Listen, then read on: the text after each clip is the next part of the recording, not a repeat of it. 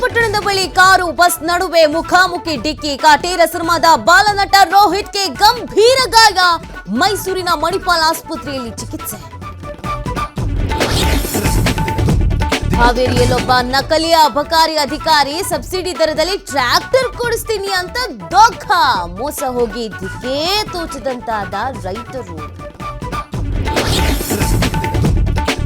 ಬೆಂಗಳೂರಿನಲ್ಲಿ ಬೆಂಕಿ ಹಚ್ಚಿಕೊಂಡು ವ್ಯಕ್ತಿ ಸೂಸೈಡ್ ಕೇಸ್. ಕಾರಿಗೆ ಬೆಂಕಿ ಹಚ್ಚಿಕೊಂಡಿರುವ ದೃಶ್ಯ ಸಿಸಿ ಕ್ಯಾಮೆರಾದಲ್ಲಿ ಸೆರೆ. ಪೊಲೀಸರಿಂದ ಮುಂದುವರೆದ ತನಿಖೆ.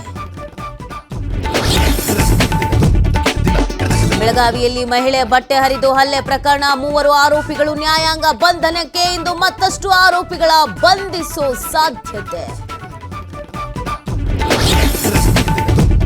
ಮಣಿಪುರದಲ್ಲಿ ಮತ್ತೆ ಭುಗಿಲೆದ್ದ ಹಿಂಸಾಚಾರ. ಕುಕಿ ಬಂಡುಕೋರರಿಂದ 6 ಮಂದಿ ಹತ್ಯೆ. ಉದ್ರಿಕ್ತ ಮೈಥಿಗಿ ಸಮುದಾಯದಿಂದ ಸಿಎಂ ನಿವಾಸಕ್ಕೆ ಮುತ್ತಿಗೆ.